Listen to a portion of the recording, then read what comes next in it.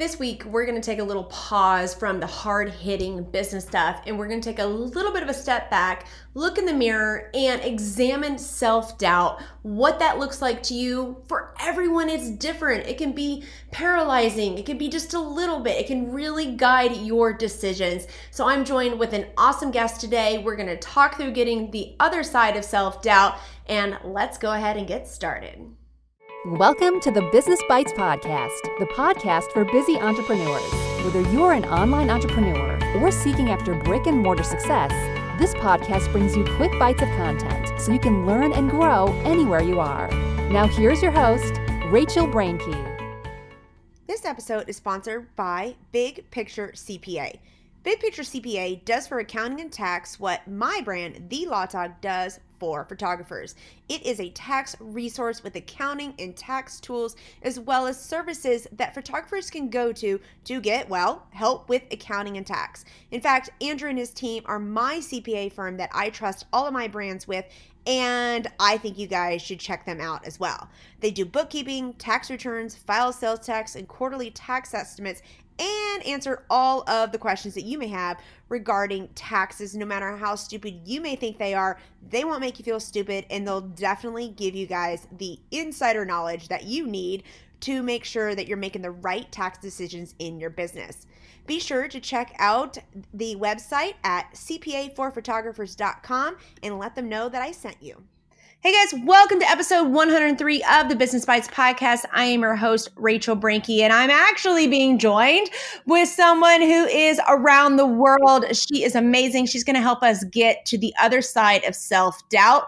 You guys know that on this podcast, I get in and out with hard-hitting topics. A lot of it's very to the point on business stuff, but I wanted to bring Annie on in order to talk about self-doubt, getting to the other side, because she is a leading authority business and branding coach for the military spouse community, which is how we got connected to each other.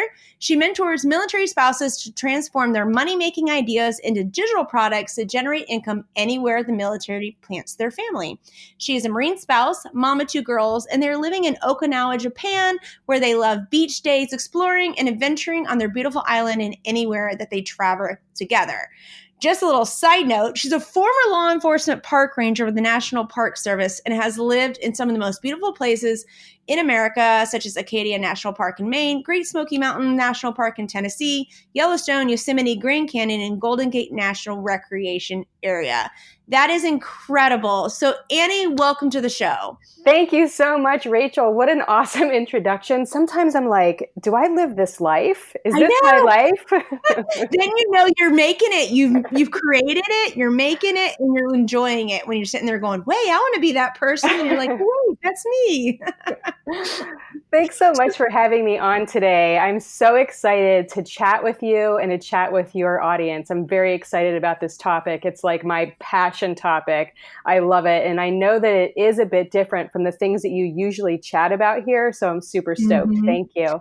Of course. I'm thrilled that we settled on this topic to talk. And by the way, guys, her name is Annie Peguero. And as someone who has a hard last name to say my whole entire life, I understand when people botch it. So I apologize. But just so you guys don't have to worry about the spelling on that, you can find all the show notes for this at rachelbrainke.com/EPI103 because it's episode 103. So Annie, before we get into the deep subject of overcoming self-doubt, how did you go from law enforcement park ranger to being this branding coach for military spouses? How did you make that jump? That's a big jump. Right? It is a big jump. But sometimes when I look at it all, I see the similarities, right? And it wasn't until, I was kind of forced to make this decision when I met my Marine, because I knew that I was meant to be with him and I couldn't travel around the United States and be a park ranger if I was married to a Marine. So I gave up my career, everything that I had worked for, I have everything I went to school for, to marry him and be a military spouse. And when we got married and moved here to Okinawa, where we are right now, this was back in 2011, I knew that I had to do something and do something that I was passionate about. So I actually got into health and fitness. and did that for several years. But then I realized that I wasn't in love with it. It wasn't my passion. I wasn't super excited about it. So a couple of years ago, after dealing with all of this self-doubt that I had, I pivoted to business and branding. And now just it's beautiful. Like my light is shining and I'm seeing the light shine in my clients, which is really cool. That's awesome. As a side note, do you watch Friends, the TV show sitcom? Yeah, I've seen every episode. I love them, but whenever someone says pivot in an episode, I just want to start yelling, pivot! Yes, exactly. I love it. But you know what's funny is that's kind of encapsulates that whole scene, which, by the way, you guys listening, if you haven't seen it, go find it on YouTube. It's Ross and Chandler, I think, are trying to carry this couch up the stairs, and they can't get it up the stairs in their New York City apartment. But actually, that whole like frustration of Ross yelling pivot and all of this is the feeling that I felt with my military spouse husband, and trying to how I was going to figure out what I wanted to do, and also that was flexible with military. So how is it, you said you got tired of the fitness stuff, but how was it revealed to you? Like my story was people just started asking questions, how to run a business, how to do that. And that kind of just grew from there. What was your experience of how you realized you was passionate about working with people in their business? Yeah, it was very similar. And it was the number one thing that people wanted to pick my brain about. It was the thing that people were always asking me. How was I able to build a global brand while back and forth overseas moves, raising small children, and being a military spouse? But the thing that was even more powerful beyond that was when I talked about business and branding and creating a business from scratch, I would get so fired up. Like I was glowing. I was excited. I could talk about it forever. And when I talked about nutrition and workouts, I mean, even though it was such a big part of my life, it didn't light me on fire. I wasn't so excited about it. So leaving that comfort of health and fitness was very scary, but I knew that I was going to be able to live more fulfilled and be more excited about my business if I pivoted. Pivot. Right? But it's true. And what's interesting is my first online business course came about some of the similar ways. Actually, I had a fellow military spouse who, on the pretense of being my friend, was getting all this information out of me of how to set up a legal business and all of this. And once she got it, she didn't need me anymore. And I was like, I'm not going to allow that to happen to me again. I mean, I still help friends, but I was really burned by that. And that's ended up how I created my online business course. So like I have Biz Legally that sits on Rachel Brinke, where the podcast is, but mine was a combination of people asking me those top questions all the time and also getting burned and realizing that my time was valuable as well. Right. When people sit around and they want to pick your brain and talk about these things, a lot of times people don't take action. And what you just did was wasted your valuable time and energy. So it's when you actually have a packaged product to offer and to deliver to them, then they see their own gifts and they're able to really take action on it.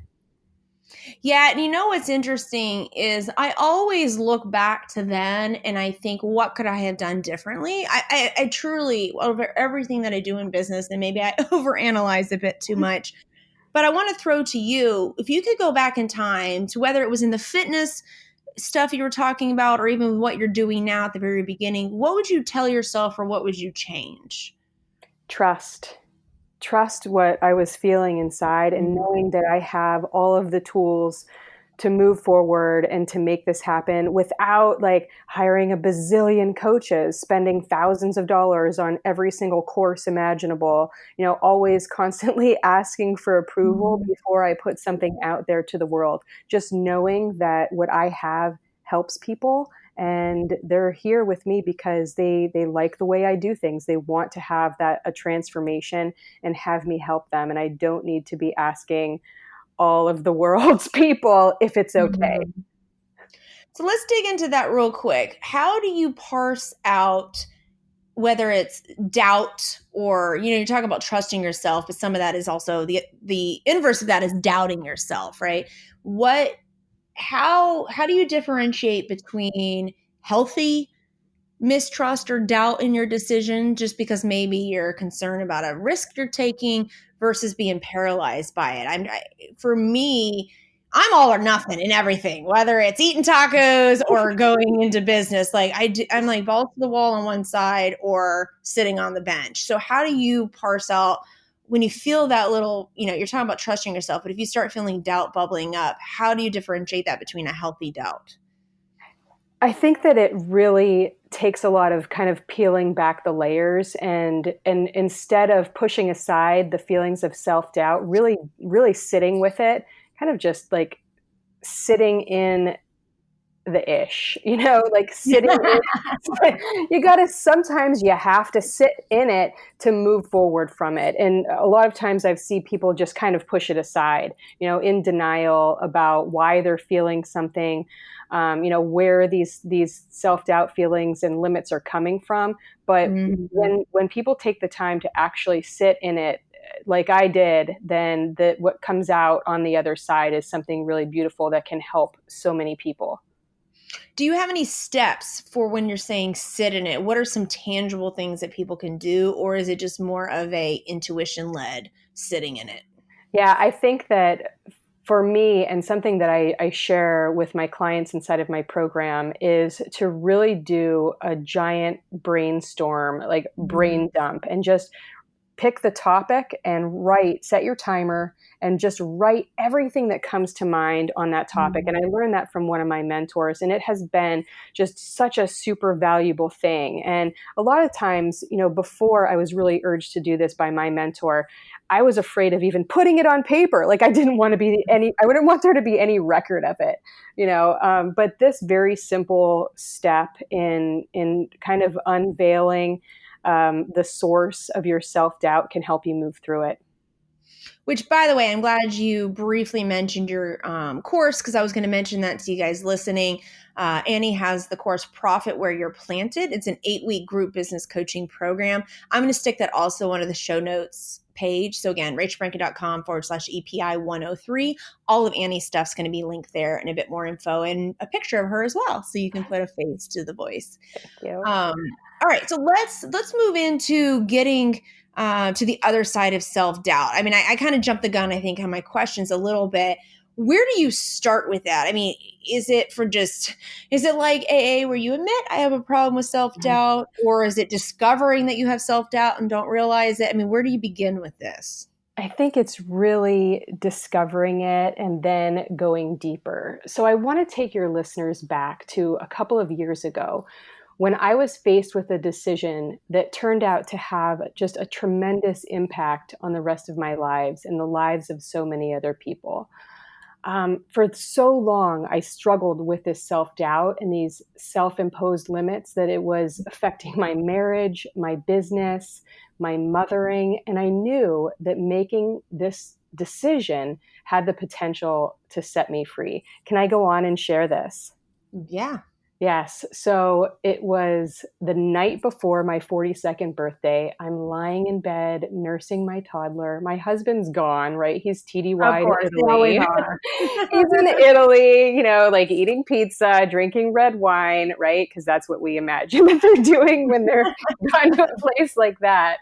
So the night is like super quiet. It's the night before my birthday, and I'm reflecting on my life. I'm reflecting of the source of my self-doubt. My daughter is laying there so peaceful next to me. Unbeknownst to her, I'm like sitting here, like sitting in the struggle, sitting in the ish, like I was sharing before. So my birthday has always been a huge time of reflection for me, because when I was born, my mother gave me up for adoption. And it was up until that moment when I was faced with, it's time for me to make a decision and overcome this self-doubt. Before, I wasn't sure how to deal with it. I didn't know what to do to overcome this doubt. But in that moment, it was like something smacked me on the side of my head and said, enough, Annie, enough of this self-doubt, these crazy limits. It's time to own this and move on. So, I was adopted at 3 months old into a beautiful Italian family. My mom and dad are the most beautiful, gentle souls that ever lived on the planet.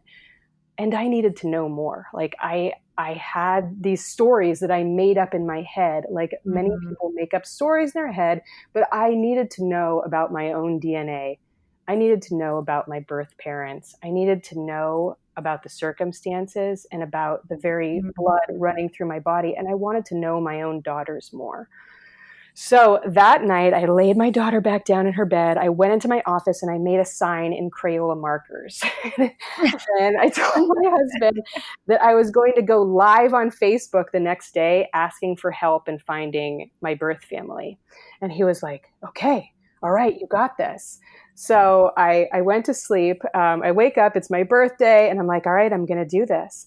So I'm shaking, right? And I'm sweating and I'm crying and I hold up this sign. And I had already been going live on Facebook in my health and fitness business. So it was already a thing that I did. So I asked for help. I read my sign and I said, please help me find this young woman that gave birth to me 42 years ago today. And then I turned off everything and I went to church. Now, I'm not really a churchgoer, but in that moment, like I just needed to pray and hope that, whatever happens, that I made the right decision. I just had to trust. So the service ended. I go out to my car. I'm feeling fresh and content with my decision. I'm excited. And luckily I had my phone off because it would have been blowing up, all these notifications and everything. And I see this message from David Jardina. And I'm like, oh my gosh, what is this? I open it and he says, Annie, you need to call me right away. I think you're my sister Marie's daughter. So I'm sweating again, right? And it's like winter in Virginia and I'm sweating and shaking and I get my daughters click, I click them in their car seats in the back and I put my headphones on and I start driving on the busiest highway in the United States, like south of Virginia, right? South of DC. And I call him and I'm like, David, it's Annie. Oh my gosh. And he's like, wait, are you driving? I'm like, yeah, it's good to go. Like, I've got my headphones on. And he says, no, you need to call me back so we can talk about Marie. Oh, no. And it was right then I knew that she had died, right? Mm-hmm. So I go home, I get my girls settled with a show, I tell my husband, and we hop on a video call with David. And we talked for over an hour and so much joy, so much love, so much clarity. He shared with me that Marie was one of 10 children in a Catholic Italian family. And she gave birth to me 1 week after she turned 16 years old. So she had made a decision, to give me up for adoption. And that when I was 16 years old, she was killed in a car accident, rushing around, trying to get ready for a trip to California where she was going to see my birth father, who she hadn't seen in years. So all of this, is unveiling itself to me, and the layers of self-doubt of my limits, it's going away. It's being released.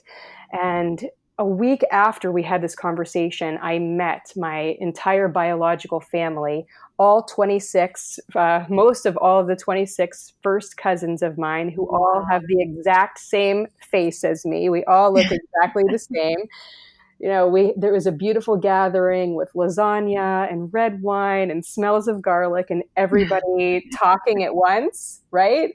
And everybody's touching my face. And I look over and I see my father and my biological grandfather sitting together, thanking each other and just remembering and thanking each other for this beautiful life and this beautiful opportunity that came about because I trusted that I had everything inside of me to deal with whatever happened. Whatever happened, whatever was revealed to me, I knew that I had all of the tools inside of me. I had to trust and leap and know that the net was going to appear with whatever was revealed. So why am I sharing this? Like, why is this important to your listeners? This is a time for you to identify where you've been playing small in your own business and how you can peel back these layers and take action to access what's on the other side of your self-doubt and this negative self-talk. But to do this, you have to sit in it. You have to feel the feelings first and then face the fear head on. Oh my goodness. Right? So that's just step number one. We have two more things to share on overcoming self doubt and getting to the other side. So, just to recap on this, all of the negative self talk that we have, or most of it's in our head and it's stories that we've made up. So we need to sit in it and just write. Sit in a quiet place and just write, or loud place, however you think the best, and just whatever comes out. Exactly. These aren't like the super sexy things in your business, that you do. And it's very rare that people are actually going to sit in this. And a lot of times we just like to push it aside.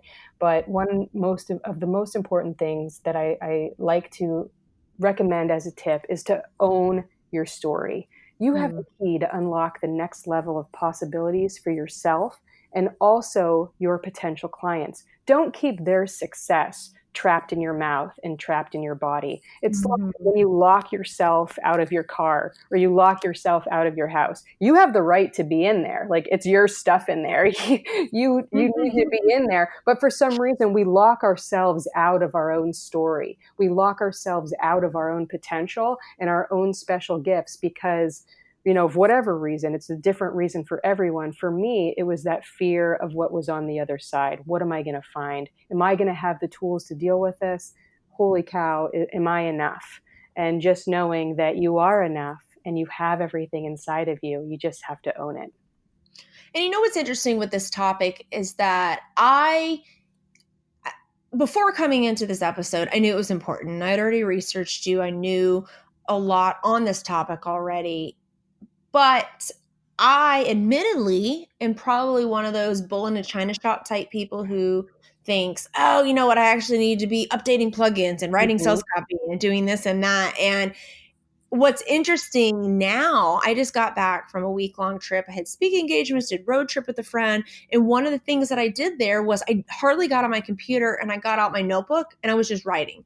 Yeah. Her and I were talking, driving across like the Mojave Desert, and we're just talking about business and just writing. And so I'm kind of like, I don't know, smacking my own self up against the head because going into a lot of these kind of topics, I'm like, how does that really play? And, well, I'm already doing what step number one is. Anytime that I approach from a new program, new marketing action, or a change, a pivot in something, I find myself writing things out. And so I'm already basically, I feel like doing that. I just think I need to be more committed to sitting in the ish, like you said. And I think that your audience here is definitely of a certain niche, a certain personality. And, just myself, I relate to this very much. As a former federal law enforcement officer, I didn't want to even go there. I didn't even want to deal with this. I was fine. My life is good. My family's happy. I didn't realize how much this self-doubt, stemming from my own personal history was affecting my current life, was affecting my business. I mean, I had a giant block in my business at this time a couple of years ago. I couldn't move forward. I knew that something needed to change. I didn't know what. I wasn't excited about my business, and I knew that I had to do something. But I didn't know that it was going to have this magnitude. Of course we don't know. We don't know what can happen when we lean into it. So that's, brings me to number, I don't know what number we're on, but like. We're on the second takeaway, getting to like tangible tools and strategies. Yeah, I think that knowing that clarity follows imperfect action. So after you do your brain dump and you're writing about these things, just knowing that writing down a list of things that you can do to take action, whether it's super small things, like if you're brand new, like just starting your social channels, because that visibility can be very scary in and of itself. Or maybe it's creating a new offer, or creating something that that is going to help people, but maybe you have a lot of fear wrapped up in, is your program good enough, or comparison syndrome, whatever. So knowing that when you take some sort of action, whatever you identify that action to be, even if it's not clear right when you create the steps to take the action, clarity will follow. Maybe you're thinking to yourself, I have all these ideas. I know that I could help people if I do, create this one thing in my business, but I just don't know how it's going to look. A lot of us get wrapped up in how the end result is going to be. Well, if I don't know the exact plan, then I'm not even going to do anything. Like that doesn't even make sense. Get the first parts done. Invite people to make an investment in themselves and work with you. Maybe you don't know exactly what it's going to look like.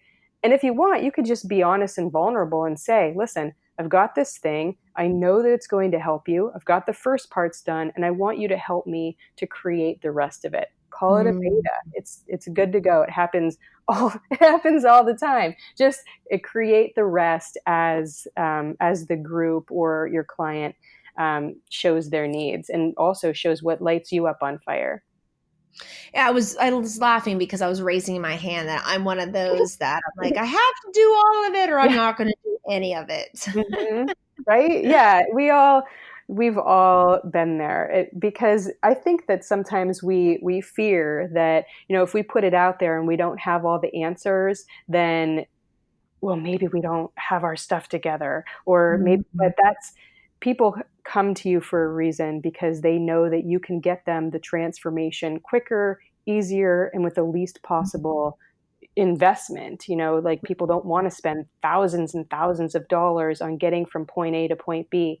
They want to be able to do it quick and easy and meaningful. So what we just have to trust. Well, what's interesting is this is something that I have gone back and forth in my head over the decade plus that I've been doing this. And this was before even the freemium model was available, right? All these blog posts and pins that are out there were not out there when I was first getting into business, et cetera. But I just look back and I think, man, if I had courses available to me that I could one-stop buy a course, and I'm not advocating run out and buy all the courses. You want to be very selective in who you're learning from and making sure you're actually going to do it and not just an education collector. Right. I know many people that do that. But I just think about if I had, even now, having somebody, and there's another episode I'll stick into the show notes, but the title of my episode is You Can't See the Label from the Inside. And it's this whole idea that you have a water bottle, and when you're inside of it, you can't read the label correctly because it's backwards and it's fuzzy and all that, right? That's why you have somebody on the outside of the water bottle who can read the label. They can look at everything. They can evaluate for you. And I can't impress how much I value and encourage those of you listening to find someone that you connect with authentically online, that you can engage with, that can teach you and provide consultant strategy or coaching in your business. I think them being able to get into the ish with you can be helpful because sometimes you can't see all that from the inside. Agree. And, like we were saying before, I think the vibe a lot of times of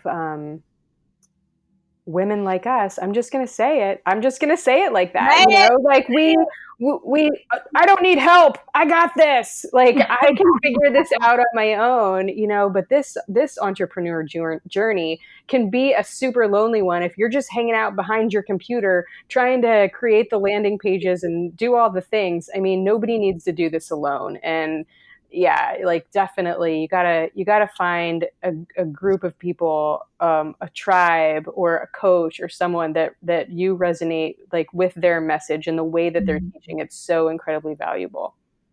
Because I know that especially if you're just growing your business, you guys are listening thinking, I don't have two nickels to rub together. I don't have money to invest. I get that. I'm not saying to run out and get in debt, especially this episode will air about Christmas, beginning of the year. So a lot of people will be putting out their courses, etc. Don't feel like you need to, do not actually. You guys know I'm a huge proponent of building a debt or minimally debt-free, business, very little debt as possible. But if you can work it into your plan, into your strategies to save money, I really think that's a huge thing that can help you, especially if you're in this position that you can't get over self-doubt yourself. Definitely having someone else to talk to. And there's many coaches such as Annie that can help you. And I know many others, Mhm. that, someone like myself, we may not necessarily sit down and talk about self-doubt and the emotions and this and that. I'm very, let's do A, B, and C. This Right. is what to get done. And that's okay. We all have our different approaches. I think it's finding the person, like you said, that you can connect with that can help you to get to that freedom and clarity. Exactly. Yes, this is good. I love talking about this. Like, this is something that lights me up, that if you would have asked me 10 years ago, hey, are you gonna talk about self-doubt and your whole story and blah? No, I'd be like, what are you talking about? Absolutely not. Like, there's no way. But I've just found that these are things that we need to shed light on, because when we do, hashtag possibilities, I mean, so much opens up for us when we deal with things like this, that are going on in our head, and recognize that these are stories that we're telling ourselves, and we can move out of the fear and really do some beautiful things for others and for our families. I agree. And, I'm taking this episode now and what I've learned from talking to you, and it's going to be a challenge for myself in the next year. I want to get to sitting down, getting out of the stories in my head and using the tools and strategies, because I want to get to freedom and clarity on many topics. I want to know that minimum viable product, low hanging fruit is just as good, if not better, than trying to build the entire thing at one time. What I want to do, Annie, is I want to stick a special thread into the Business Bites Facebook group, because I would love to hear a bit more about the audience members' self-doubt issues. So I would love for you guys listening to go in there. We'll go get that posted the same week this episode hits, and you guys can leave your comments. Annie, we would love for you to join us if you want to come in and chit chat with anyone. By the way, don't forget episode 103. So rachelbranke.com/EPI 103. And any last tips you have for the audience on getting to the other side of self-doubt? Be vulnerable. Be vulnerable and know that you put your product out there. You're not sure what's going to happen. You're kind of bearing your soul, because it's something that you created. I mean, we're all entrepreneurs here. These are businesses, are things that we create from our heart. Being vulnerable and putting it out there, and trusting that you have all of the tools inside of you. Hey, what's the worst that happens? You launched a Crickets, right? Like, you launched a Crickets, nobody buys. I mean, that's the worst that could happen. Nobody dies. Nobody's going to die. Yeah. Because you put this out there and it seems like a failure, but there's no failure at all. It's a perfect and beautiful opportunity for you to go revisit your copy, check your messaging, like look at the gaps, and move forward with something even better that's going to have even a bigger and more powerful impact. Love it. Well, I'm taking up the challenge. Guys, make sure you jump into the Facebook group as well. Don't forget episode 103, and I will see you guys inside.